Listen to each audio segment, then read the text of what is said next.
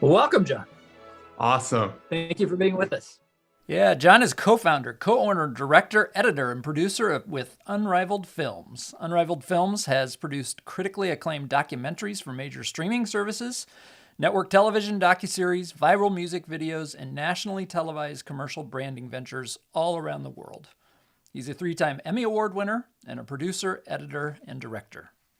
Examples of films Jon has made are Unrivaled, Earnhardt versus Gordon, the heated NASCAR competitors Dale Earnhardt and Jeff Gordon, and The Golden Hour, making Days of Thunder, about the Jerry Bruckheimer movie. Before co-founding Unrivaled Films, along with Jeff Schaefer 2 years ago, Jon previously worked at NASCAR Studios in Charlotte, North Carolina, and for Menards Corporate Advertising. Jon currently lives in Charlotte with his wife and their children. Jon, thank you for being with us. Thanks for having me. I'm really honored to be on this. We've had a brief conversation prior, and it's been very enjoyable, so I'm happy to be here. Well, definitely for me, diving into an industry that I know only as a consumer, but have enjoyed getting to know a little bit better. So yeah, you're 2 years into your business, Unrivaled Films. So tell us where that came from. And if you allow me to use an agriculture metaphor, where and how deeply were the seeds planted for the eventual germination of what has become your business? Yeah, absolutely. So yeah, we're kind of still a baby company, but Jeff, my business partner, and I were at NASCAR for a number of years, and we were doing a lot of films together. And ultimately what happened with that was we just decided, we work really well together. We've done a lot of films, and it got to a point where kind of the last 2 years or so, we were getting a lot of stuff outside of NASCAR that we were getting asked to do. And we were working on a lot of those projects on the weekends, late at night. And we just kind of hit a point where we're like, okay, I think we're going to go ahead and maybe turn this into something. We finally made it official in January of 2022. And prior to that, we were working together on stuff, but we weren't really like an official thing yet. And then yeah, we branched off and we kind of started, and we've been just going ever since. And prior to that, I had advertising backgrounds. I used to make the Menards commercials that everyone knows and loves with the jingle. And so that's embedded in my head. Really grateful for my time there, though. And prior to that, I went to Wartburg College in Waverly, Iowa, and was electronic media major. And yeah, just things all kind of came together. It's a crazy story how I got into all this stuff. And yeah, Well, it's kind of a classic story of a side hustle becoming a total hustle. Yes, very much. And yeah, it's just a lot of things led to one thing. I was studying news and everything like that, and kind of ended up in this world of production. And it's a crazy, fun journey, and I'm loving it. So it's great. So not unlike a lot of businesses, you and a co-founder, it's not always that way, but it oftentimes seems like those businesses that succeed, yes, there's a yin for a yang or whatever. There is a co-founder. So you guys had worked together at NASCAR Studios for a long time. What was, was there sort of a moment or a time period when you started to look at one another like, maybe we should do something together? Yeah. I mean, so Jeff and I, for some reason, it just really clicked. I think one thing that's really key if you are going to go in to business with someone is you want to make sure you work really well with them professionally. And, you're able to kind of work on certain things together and work through things together. And Jeff was just that for me. I mean, from the get-go, I remember there was a series that we did that was for Fox back in 2015. We started doing something called Radioactive. It's still something that's in existence to this day. But Jeff and I, along with there's an audio guy we work with on occasion too, named Ben Potts, who's really good. And we realized Jeff and I we were the editors on it, and we realized, hey, we were really working well together. It's a feature that is kind of like these mini highlights of the races that are kind of told through a cinematic lens. We edit them with high-end music and everything, and Jeff and I would split them in half, and then we combine them and kind of work on them together. So that was kind of our introduction to one another, and we realized, wow, we really work pretty well together. And that was after a few months, and we're like, yeah, this is going well. And also the people at NASCAR kind of started to notice it.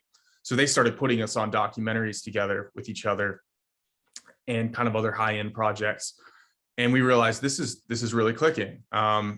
He does things that I don't do quite well, but I do things that he doesn't do quite well. So it really works perfectly, and which is something that works out well when you are looking for someone to be a business partner. And it's funny, at the time we weren't looking to find a future business partner, but it's just something that kind of organically happened because we work so well together. And it's something that is great. It's good to, I'm really blessed to have found someone like that, just because there's things that he does, like I said, that I'm not as great at, and there's things I do that I think I compliment him a little bit with. So yeah, that's I guess I hope that answers it.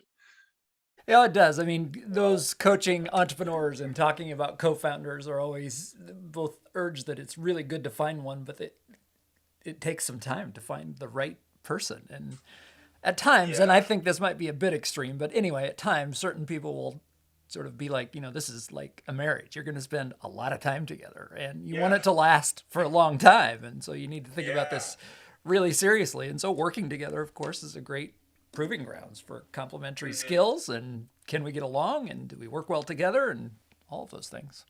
Yeah, when you're doing these docs and stuff, you're in the trenches together. I mean, you're working the long hours, and like you said, I mean, you're with this person all the time. It's I mean, we're not married, but it's kind of in its own way, like it's like this, it's another family member. So you're in this thing together, and we have our own families, but in our own way, you kind of are a family with the person you're going into business with. So it's very much that.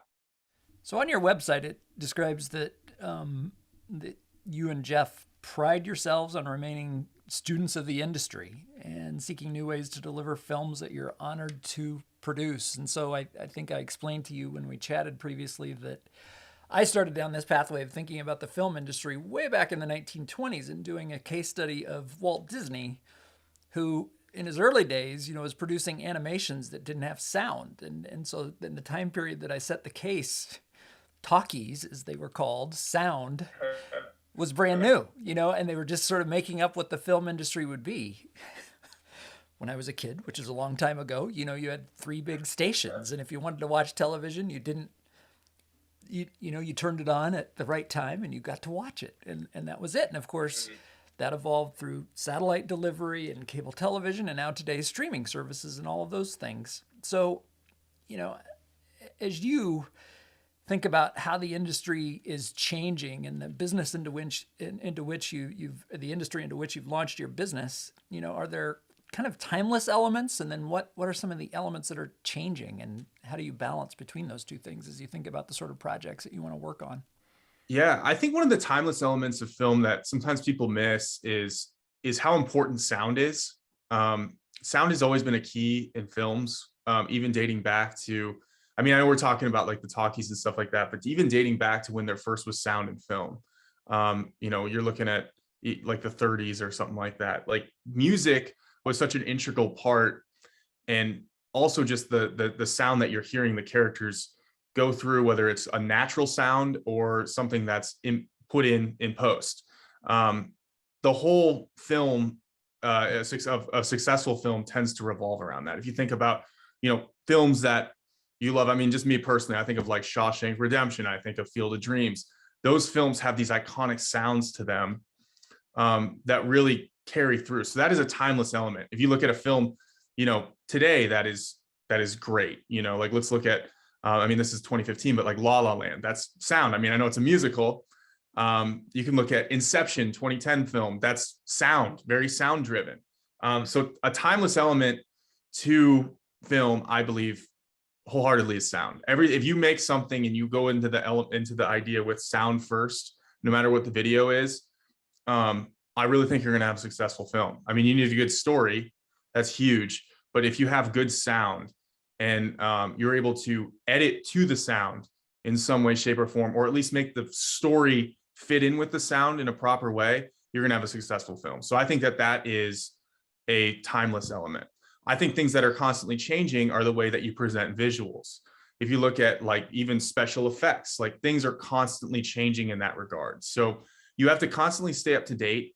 You have to be with the current technology, even the way that film is, film is not really actually film anymore. It is a digital element. Some people do film, but even then they process it and run it through software that they can edit on a computer. So it's not. We still call it film. Yes, we still call it film, which is funny. It's just kind of more of like, it's more of a nod to what it is, because it's something that people still watch like as if it was film, but it's kind of more digitized for the most part nowadays. Some people do the classic route, but it's very rare. And so that's something you kind of have to stay up to date on. And even since I've started, there's different softwares that I used to use to edit with that now I use something different, just because that's the more current and up-to-date software that you should be using, because it's going to help you have more success in editing your films, and it's easier to use. And with that too, I use After Effects and different softwares like Cinema 4D, and I'm constantly having to learn new ways to present things, because some things are out of date, whether it's the font, whether it's something as simple as that. But even just, like I said, special effects, you'll notice they've gotten better now. And now it's not about just doing special effects. Some of the special effects are there, and it's a success when people don't really notice that you had it in there. If you wanted the background different, like say you're filming something and it's a narrative or a commercial, and you're like, oh, I really wish there was some mountains back here. So you put some mountains back there.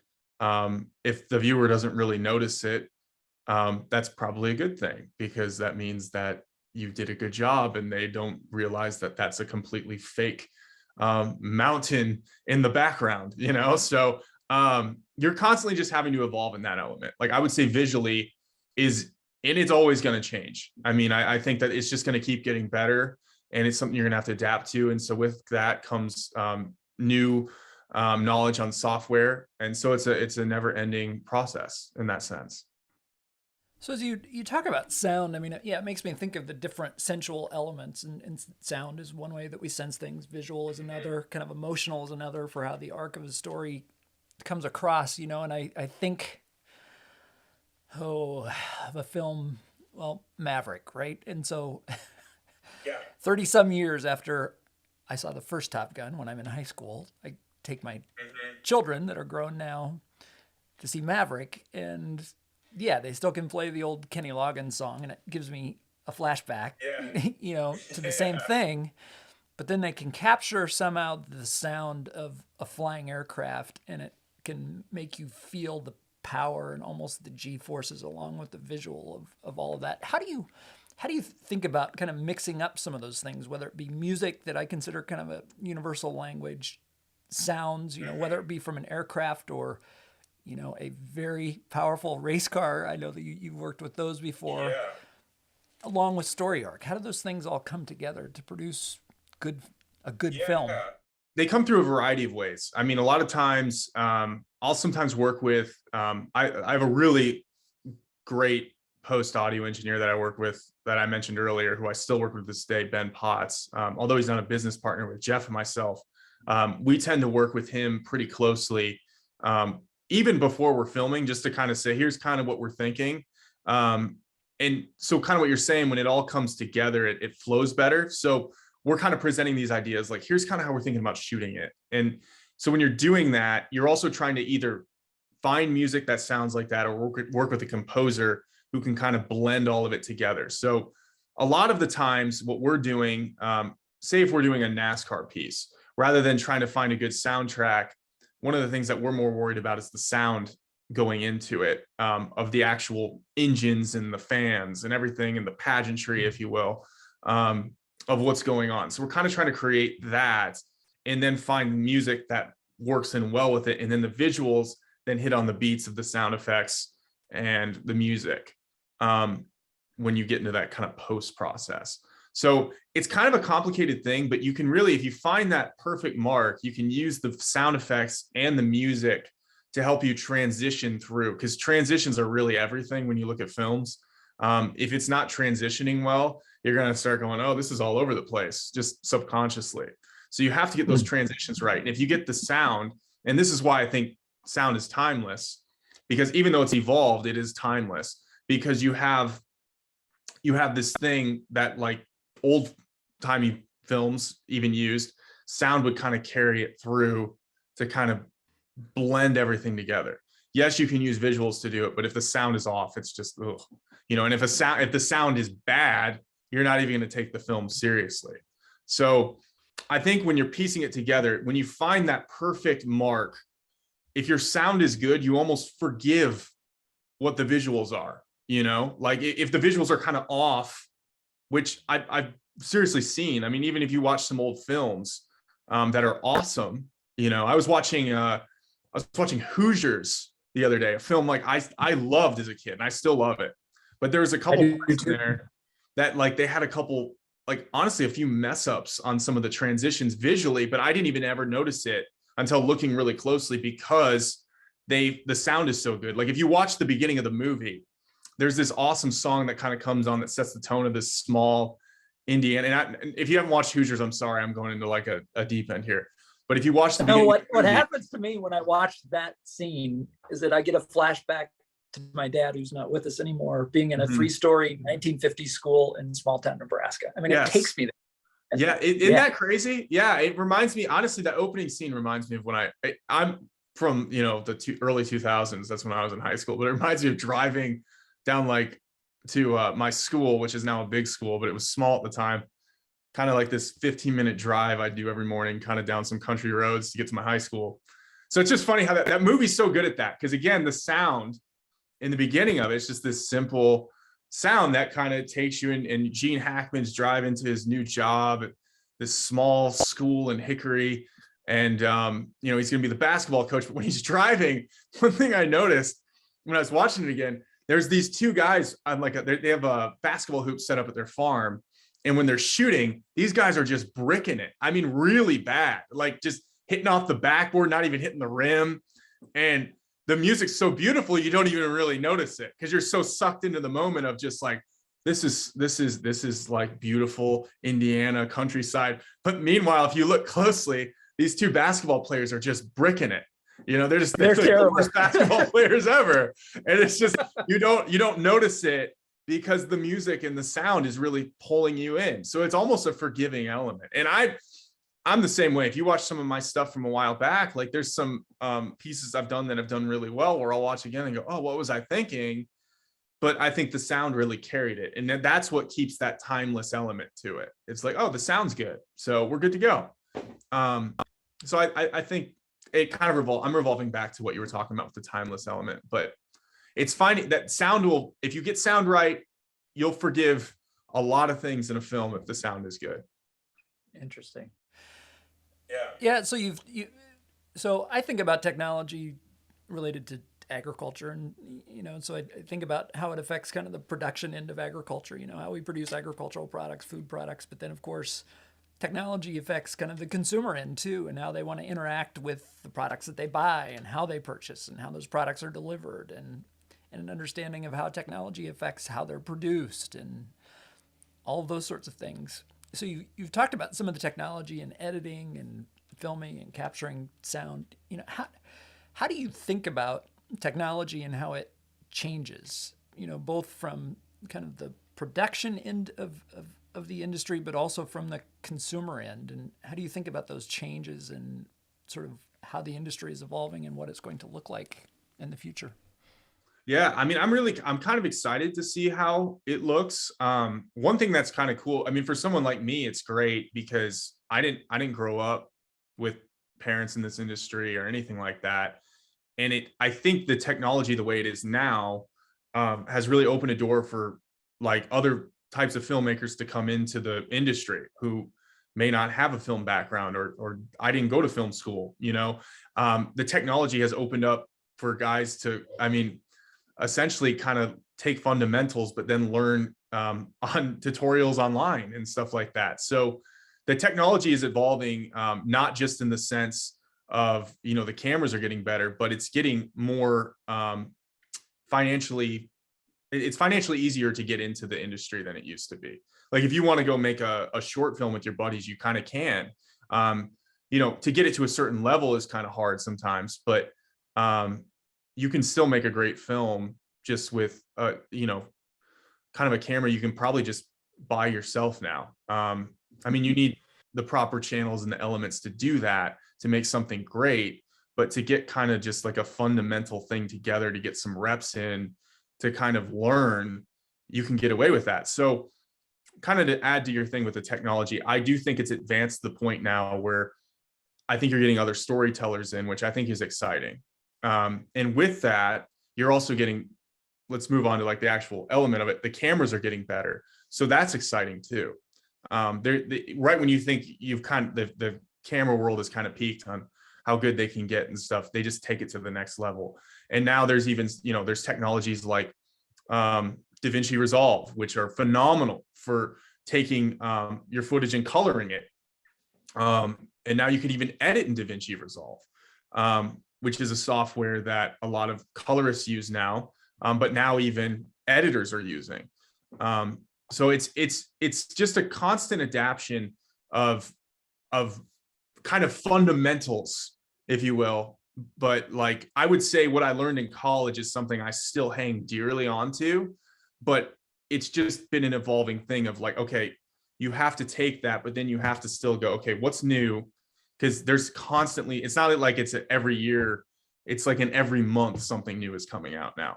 So you just have to kind of keep your eye on it and go, what's that? Well, maybe we try that in our next shoot. Like, let's try that camera out, or let's try this new software and see what happens. So I would just say I would expect the film industry to continually get better, but then I think it's going to continually open the door for more and more people to come in and make great films. I mean, it's still going to require budgets and all that stuff, but it's not quite as hard. Like, it's just, I would say it's not as hard to break through as it used to be, because now there's so many channels, if you even think about it too. Like there's more streaming platforms. It used to just be, I think part of the reason documentaries have taken off is because there didn't used to be streaming platforms. It used to just be, well, you got to get it on TV and you got to hit commercial slots. So now you have docuseries, which I don't think really would have been as big, and they weren't. I mean, prior to, Netflix and all the Amazons and all those people coming out, people didn't really get into documentaries like they do now. So I think that's changed the game of that. So I'm curious. I think there are a lot of just like wrong assumptions that people have this much attention span. And I think these things is that no, most people actually have way more attention span. Yeah. That's where I make a documentary about something somebody's interested in, they will watch a yes. And I agree with you on that, because I think a lot of people now are just like, oh, everyone can only pay attention for 15 seconds. That's true to an extent. I think everyone's attention span has changed a little bit, but you will still watch something very long if it's intriguing to you. I mean, there's times my wife and I, like, if we have a free weekend, which doesn't happen much anymore, we'll sit and we'll watch like an entire series if it's great. It's been a minute since we've done that, but it's something like I still love doing to this day.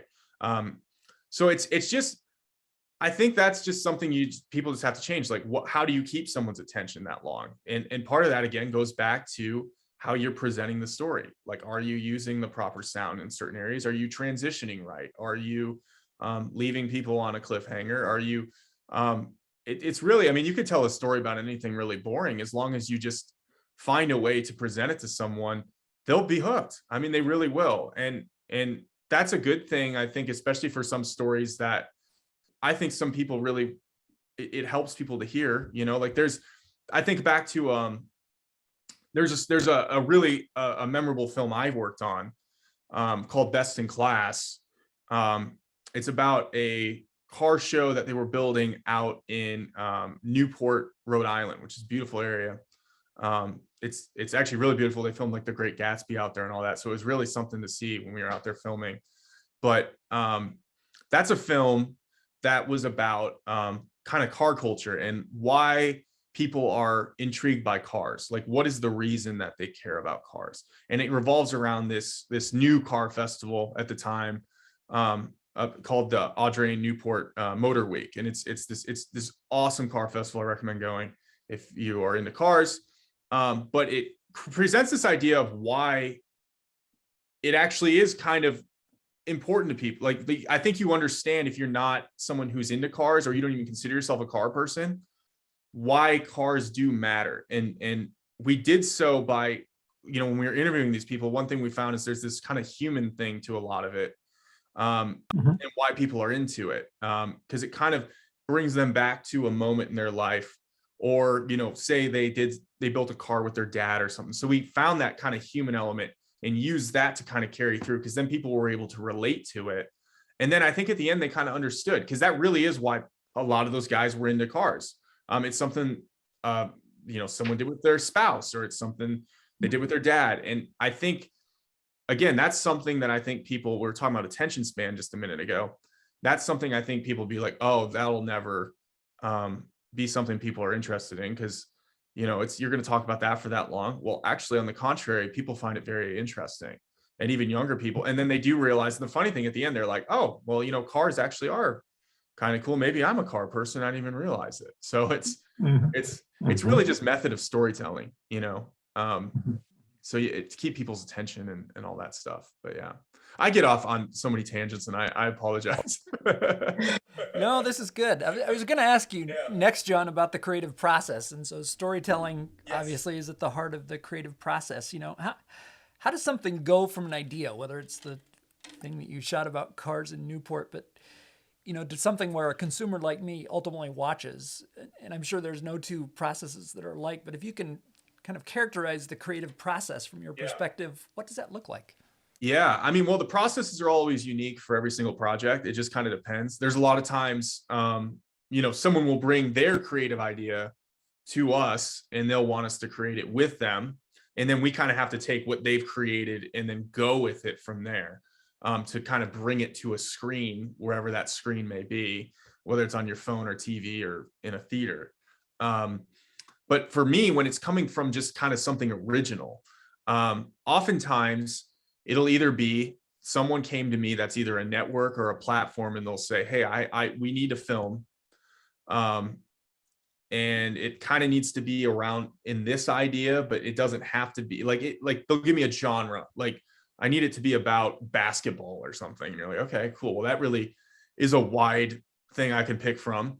That's just an example. I'm not referencing anything I'm working on now, but I'm just saying, like, it's something that, like, you just take, and then you go, okay, I need to find a story. So you start digging, and you just kind of keep an open-ended mind, and you're like, okay, I'm going to find something. You find the story, you present it to them, yay or nay. You usually give them about 3 to 4 things. You write up an entire, something called like a deck is something that we usually use when we pitch something, which is basically like a PowerPoint presentation that you take them through. Sometimes I even make a sizzle reel just to kind of show it, which is basically a trailer, without even filming anything.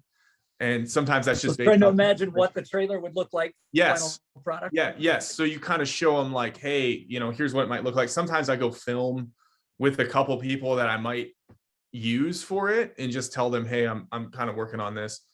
That's not something I always do. Kind of an analogy is that Amazon, as I understand it, will have them, when they're creating a new product, write up what the press release will look like when they put it out into the world. Yes. So kind of, yes. Sizzle reel. Yes. And then, so that's one way to do it. That's, kind of, I would say that's something that's a little easier to sell, because you already have, say, a network or a platform that's kind of already looking for something. So it's, even though it's an original idea, it's still something that they came to you and said, hey, we want something kind of like this. Can you find something for me? And then the other one is totally original. So totally original is very hard, but it's still doable. So something like that is, okay, I have this idea. I really want to tell this story. And then you usually have to find, in my case, I'm lucky I have a business partner, and we tend to, like, are we going to do this? Okay, we're going to go. But you have to find a way to, again, that's where you usually almost always need a sizzle reel, because you have to have something that someone can visually see. Because if they're going to actually invest in your project and they're not actually even looking for that, you need to kind of give them a reason to care. So you have to go out and you kind of have to do the pre-work, and you also have to be willing to do the pre-work and understand that this may never even see the light of day. So you it's one of those things. It's like you kind of have to do it on the side while you're working on other things. So the creative process is kind of hard on that one, because you're really passionate about it. You want it to work. But realistically, even if you have all your things lined up, you're looking at a 25% chance for a lot of projects to see the light of day, just because it's just not, even if you're the best out there, it's just, some people aren't feeling that when you sell it. So you have to be willing to do it. But if it does sell, it's totally worth it. But with that, it's about finding networks and finding people that will be interested in helping you make it. So whether that's going the investment route, finding an investor, which is also hard to do. You really have to kind of just shop around and try to find people who are interested in working on it, whether it's a narrative or a documentary or a docuseries. And if you're doing a documentary and you're like, I want to sell this, and you tried getting into networks and it's just not biting. So you're like, okay, well, I'm going to try to put it in film festivals. I'm going to film it anyway. You have to find an investor who's willing to kind of take a risk with you and maybe not get their money back, So it's a very complicated process, and it's hard on the filmmakers too, because you feel pressure in that sense, because you're like, okay, they're giving us money to do this. I need to make a good product. I tend to avoid that route because I don't want to let someone down. But if it was the right investor and it was a good investment for them, and I kind of saw it as a good thing, we would go that route. But I try to go through networks and different people that are kind of executive producer type people that sell a lot to networks. So I tend to try to get involved with them in the process, who then can pitch it. So we actually have there's no one involved in the process who's going to just completely lose all their money. But there's just a lot of routes to go. As you can see, it's kind of endless with me even talking about it. Like it's a really hard thing. It's not something where you just go and say, I have an idea, I'm going to go to this website and post it on here. I wish it was like that. And then someone could just give me like, let's do this, But with that said, definitely. Go ahead. I was going to say, there's definitely analogies between what you're doing and other entrepreneurs with businesses where you're building products, right? Except, yes, so building, what's called a pitch deck. Yeah, you do that. Trying to get in an investor or a customer. Yeah, you do that. My first customer at my first company, I showed a software product that wasn't created, but it was what I would call my sizzle reel. And they pointed to it and said, we want that. Can you make that real in 4 months? And I said, yes. I had no idea, actually, but we got it done. But what's different, I think, is that we had a product at that point that then we could take to others, and it just got better. Whereas I think the process you're describing is sort of like, I've got, I get better at what I do, I'm sure, and I have a track record, but still every project is kind of a new thing. And it really is. And you take what you've learned and you try to apply it. And it's funny because like the business side is also something that's always evolving, and how because they're like different networks and platforms are interested in certain things at certain times. So it's kind of figuring that out. And then also just, I feel like I'm most comfortable once I'm on set and I'm editing, but like the in-between is always when it's just like, okay, let's just you kind of are always, you're taking what you've learned there too, but you're just kind of going through hoops and figuring things out. So, but it's good I couldn't recommend enough trying to surround yourself with people when you're doing that, because you cannot sell a film by yourself. You just can't. You need other people to do it with you, because there's so many layers to it. And I mean, if you're able to do it by yourself, bless you, but it helps the most to just have people around you who you can trust. First off, that's huge. But you're just going to have to, working with people, it just helps it move so much quicker. And in the long run too, your film will be more successful, I think, because of that. So as you think about films that you've made, you talked about the creative process. Where do you think of where your own personal stamp of like your creativity, something that really came from deep inside you, where can you see that in the films that you've made? Like in the sense of like the editing process, or like the actual Sure, either how the story is told, the editing process, the sound. Yeah, I would say visuals. one thing I think Jeff and I are really, really good at is, it goes back to what I was talking about. And I think I learned a lot on that film Best in Class. But one thing I've noticed even before that was we always were really good at finding kind of the heart of it. Like, how can we make people who may not care about what we're presenting care about it, So I think that's one thing we're really good at. And I think we're really lucky with that. We have people we work with too, who help us with that.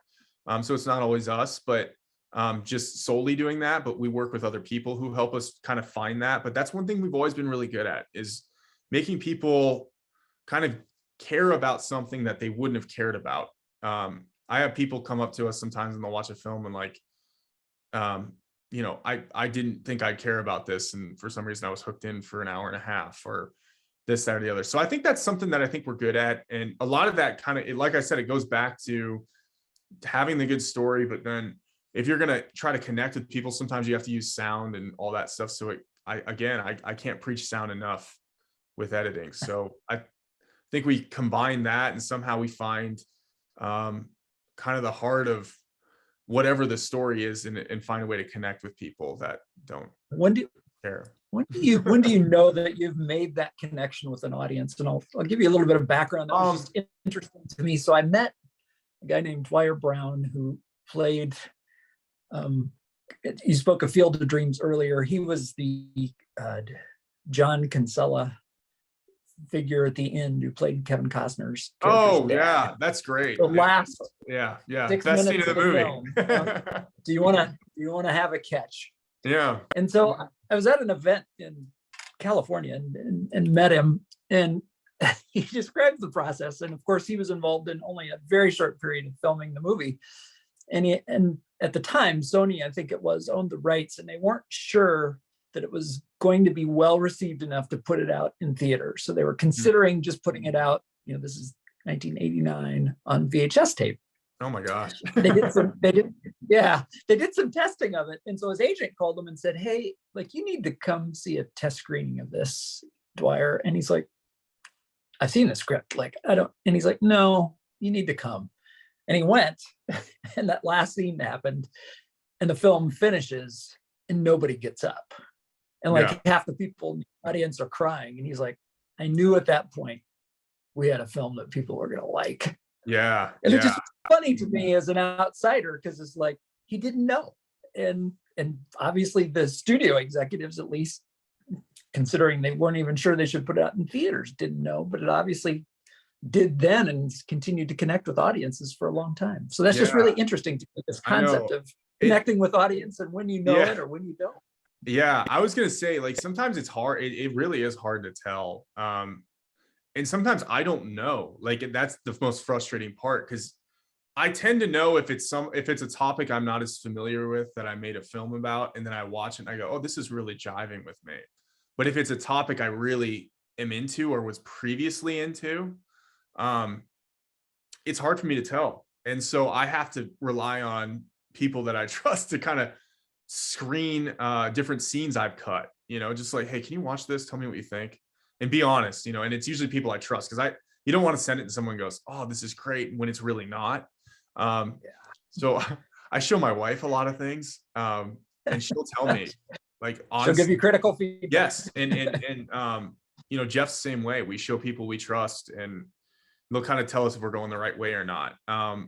Because sometimes, there's been a few times where we're rushed on films, and you're really worried, because you're like, "I don't know if I'm connecting. Like, is it working here? Is it not?" And you want to be sure, because sometimes when you're so into a story yourself, it's hard to tell if you're accomplishing that. So you do need to step back. And again, it's that trust element of kind of, being open to feedback, which is, I think, huge, especially in our industry. Like, you have to have tough skin and ask people. I think you have to be a heat-seeking missile for critical feedback, because it is strange, but I don't think there's an industry where it actually is easy to get critical feedback. It's funny, No. And people may not like what you did, but they'll just sort of walk away quietly. You may not understand it. And that's not helpful. You need those people that articulate why something isn't Mhm. quite there, or maybe isn't good at all, or whatever, something Yeah. in between. And that's feedback you want while you're making it rather than after. Yes. Yes. You know, because otherwise it's one of those things. It's just like there's no worse feeling, and it happens to everyone who makes films or any type of videos. There is no worse feeling than like than feeling like, oh man, I maybe missed on this, you know? And you don't want that. So you do your best to not do that because you spend so much time on it. And especially with documentaries, I mean, like, I know films are the same way, you put a lot into it, but documentaries, you're dealing with real people, and you're dealing with people who this is their actual life. So you feel a responsibility as a filmmaker to tell their story and present it like the truth, you know, like what is it? This is their life. So sometimes you really connect with some of these people when you're telling their story. There's a film I can think of I just did. It's called Relentless. I got nominated for an Emmy, and I'm not saying that's brag, but I remember Jeff and I felt so much responsibility on that. And I think part of the reason I got nominated is because I remember we stayed in our edit bays for like a week straight. I mean, I was like sleeping there, we're doing everything, which I don't recommend doing, but I connected with that family so much when we were filming it. It's this really inspirational story. I encourage you to check it out. So one I didn't really know about. One of my friends who I became friends with because I did a documentary about her life recommended this story to me, and I presented it to our executive producer, who presented it to Fox Sports, and we made this film. And it's one that I don't know, you feel like I gotta do a good job on this. You have to do a service to the people you're doing this story about, you know, and because it's real, you know, and I think those hit me a little harder than if it was something I just came up with and it flubbed or something, you know? So I don't know, you feel this responsibility in a sense. And so you want people to know what they think. So I remember that one specifically, I was asking a lot of people like, hey, watch this scene. Hey, watch this. Is this bad? Please tell me if it's not, like, you know, this, and you start to get all paranoid in a weird way, but you just want it to be good. So yeah, you got to get feedback. So in preparation for this interview, you mentioned to me passion projects that you've worked on. You know, what are those and where do they come from? How does something make kind of the passion bar for you? Yeah, well, passion projects come from a couple things. I mean, sometimes it's something you're like, oh, I would like this to turn into something that I can make into something else and be like a long documentary or a film or something. And then other ones are just something I just feel like making because I just you want to just express yourself a little bit and use the skills you have to do so. And with other people that want to do that too, or sometimes it's just by yourself. So I think of like a passion project. There's a film it's not a film, it's more like a video I did about, it was like an animation. There was a clip I found from Mr. Rogers about like the helpers. I don't know if you ever heard that. He presented something to back in the day, and he talked about it on his show a lot. I think he presented to Congress and was talking about looking for the helpers. They were actually trying to shut PBS down, and it was something that he presented that kind of kept it alive. It's worth checking out. It's really cool. But he talked about always looking for the helpers when all these horrible things happen. And, if you look hard enough, you'll always find them, and there'll be hope in that sense. So that like line really hit me. And I was like, I kind of want to do a little video about that. And so I took his narrative on it. And again, this isn't something I'm selling, I'm just making it. And I just did some animations, kind of put something together, and it did really well just by me just putting it online. And well, I think that's a good story to put into the world today. Yeah, and it's not something that I made to get views. It was just something I made because it was something I felt at the time, So that's a passion project. Sometimes passion projects too are, it's like I want to make this short film, and I'm gonna just make it. I'm not planning on making money on it. I'm probably gonna lose money on it, but I just want to make it. So those are passion projects. And I usually always have something like that going. And what's beautiful about those too is it allows you to express yourself, but it also helps you to, I think the passion projects really allow you to grow as a filmmaker. And it makes you realize, wait a minute, I can kind of do this in some of the other stuff I'm doing. And you learn from those things. And because the passion projects have no rules, you know, it really allows you just to go totally creative. And you're not really even in those. I mean, I always like taking feedback from anyone, but in those in specific, you're not really looking for feedback. You're just kind of just making them. So in some passion projects, you want feedback, but some you're making an animation, you know, and you just gonna make it. So they help you grow though. So yeah, I hope that kind of answers. I'm getting kind of off on tangents again, like I said. So no, not at all. So you've had the opportunity to meet with and work some very recognizable and I think probably interesting people on making your films. So Jeff Gordon, Jerry Bruckheimer, Jay Leno, and others. You know, what's that been like to work with them and including them as some of the subjects in the films that you make? Yeah, it's pretty surreal, to be honest. Like no sugarcoating it. I mean, like for some of the guys, it's like you grew up either watching them a lot. Like for me, Jeff Gordon was my Michael Jordan as a kid. I was a huge fan. I mean, I even have like a poster of one of the films I did in the back because it just was so surreal for me. But it's really cool, and you almost have to you have to kind of put your fandom aside, which I always force myself to do. And then I'm kind of until the end, I'll just be like, hey, you know, I was a huge fan or something like that. But hold off on being the fan. Yeah, whether it's, you know, Jeff Gordon, Jay Leno, Jerry Bruckheimer. I mean, those three right there, huge. You know, I've been very blessed in that sense that I've been able to do it. And you realize just how lucky you are too. It's important to soak in those moments to when you get to work with those guys on something. You know, even if it's just an interview, it's so cool. And it's awesome to hear their perspective, especially when you're telling these stories. Because for me, it was cool being a Jeff Gordon fan. Like I worked on that film, but then our most successful film was Unrivaled, Earnhardt versus Gordon. My childhood, I was a huge fan of Jeff Gordon, but the driver I couldn't stand was Dale Earnhardt. So that whole film was about that rivalry. And to be able to tell that was really cool. And it's cool to live that again, you know? So it's cool. You get this human element of the tragic death of Dale Earnhardt. Yeah, it's crazy. To a lot of people. I remember I was at that race with my dad. So it was kind of nuts. It was weird. And one of the coolest scenes in that film is there's this last scene at Dale Earnhardt has this really iconic statue in Kannapolis, North Carolina, which luckily is drivable from where I'm at. So Kannapolis is where Earnhardt's from. And we drove up there with Jeff, and then we filmed this scene with him at the end. And I was running the drone for that last scene.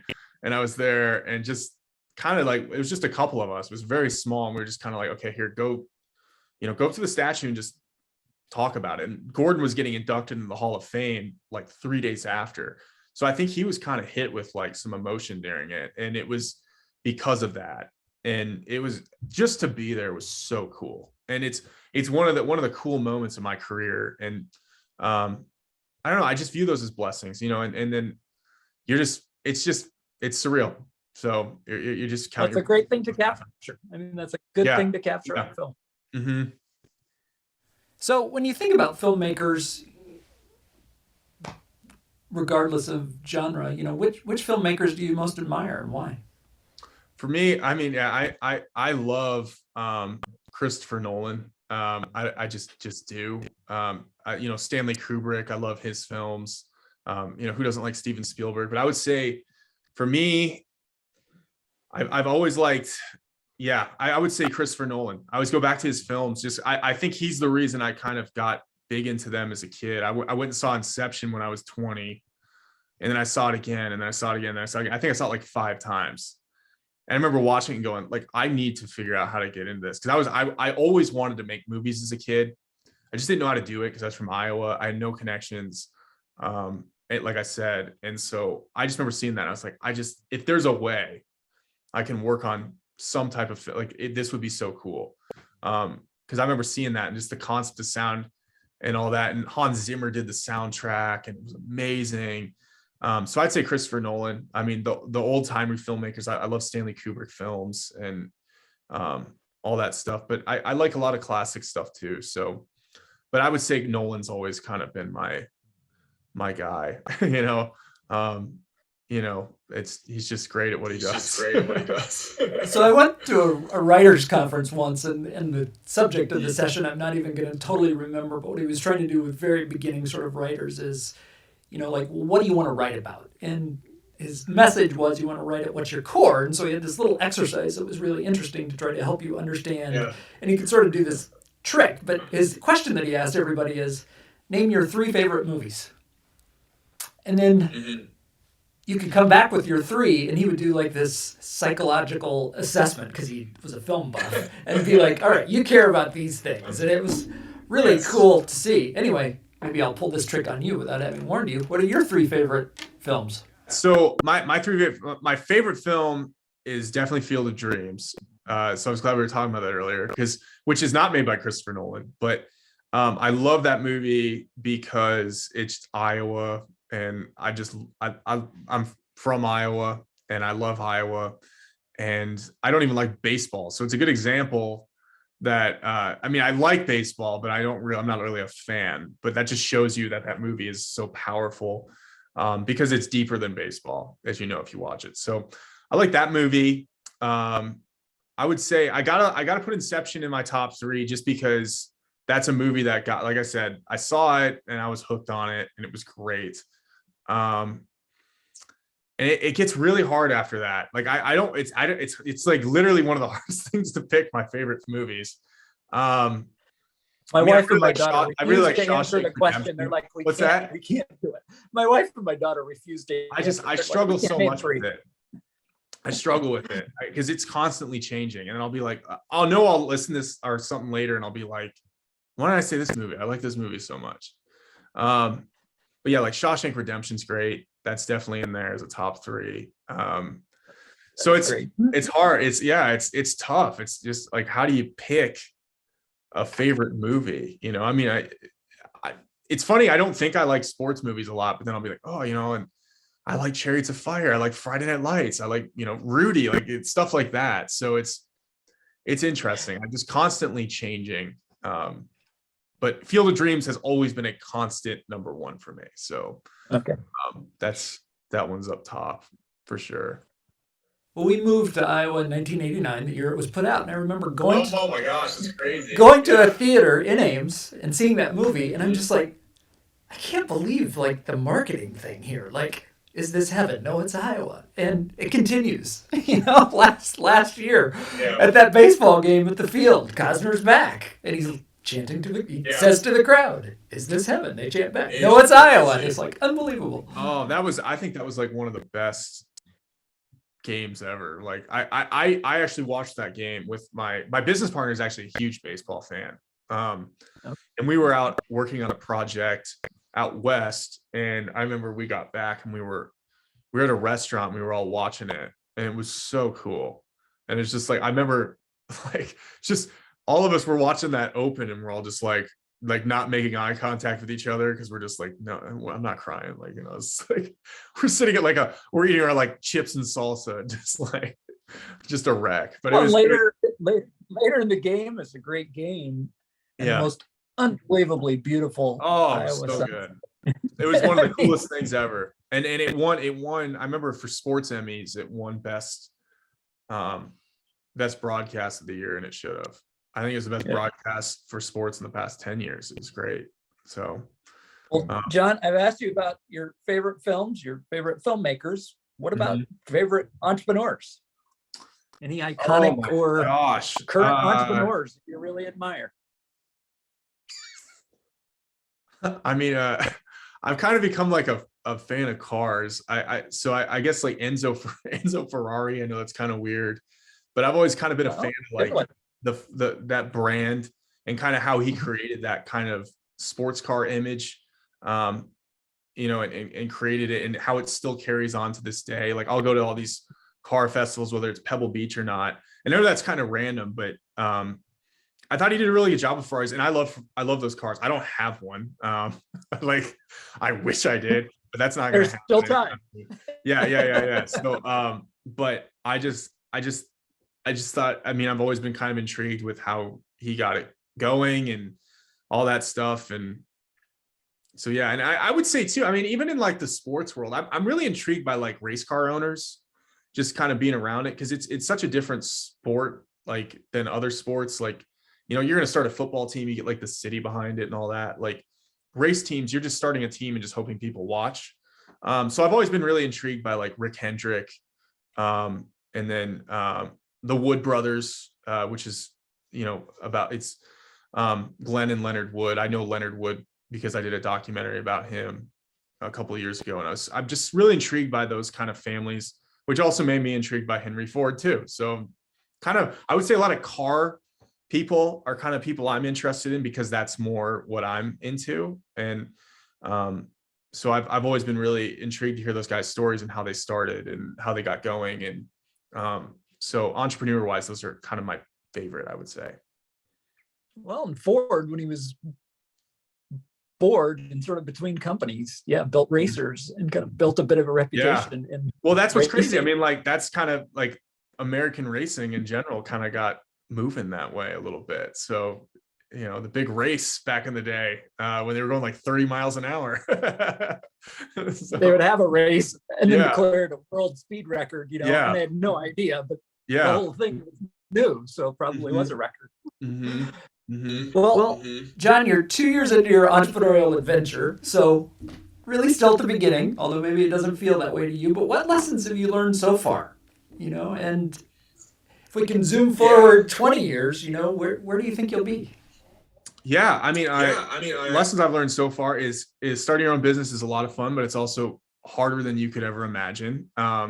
There's just so many things that go into it that you would never have thought about. I mean, even if you're really good at the certain thing you do, there's a business element that comes into it that you probably didn't know about. We've learned to surround ourselves with a lot of people who know things that we don't know. And I think that that's really important, and it's humbling yourself and in a lot of ways to do certain things, but you need to do it and to find success. And I would say too, just, trust is sometimes hard to do, but once you do it and you learn that rhythm, it's a beautiful thing. So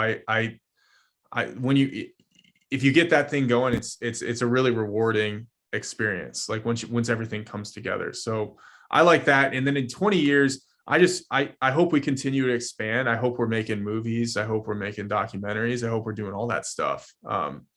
But I'm so blessed. I have one of my best friends that I'm doing business with. I mean, Jeff I can't say enough about him. I would just encourage someone, if you're ever looking to get into business and, if you have a business partner, find someone that you really just gel with, make sure you do business with them before you go into business in some regard, because you don't want to just be like, hey, we're good friends, it'll work out. But for me, I'm blessed because he's one of my best friends, but he's also an incredible business partner too. So, and we're learning a lot, but I just hope we continue to grow, and I hope we continue to make films that hopefully inspire people and inspire ourselves too. So, I hope that's what happens. Great. Well, anything else you'd like to share with the audience in terms of how they can check out your work, follow you? Yeah, I would just say, feel free to check out any of my work anytime you want, but it's on some different platforms. You can check out our IMDb, our website, unrivaledfilms.co. But I would just encourage anyone who wants to get into film, definitely take risks. And try don't be afraid to fail. Don't be afraid of anything. Just go for it and take feedback, stay humble. If you stay humble and take feedback, I think you can go pretty far, but if you have that work ethic, it's going to be a good thing. So, my career was kind of in a lot of ways defined by just a few moments of just taking risks, and it really paid off. So I encourage anyone looking to get into it to take those risks. If you're thinking about it, just do it, so that's what I would advise. Great sports theme, John. Just do it. Yep, just do it. I think that'll work for a slogan somewhere.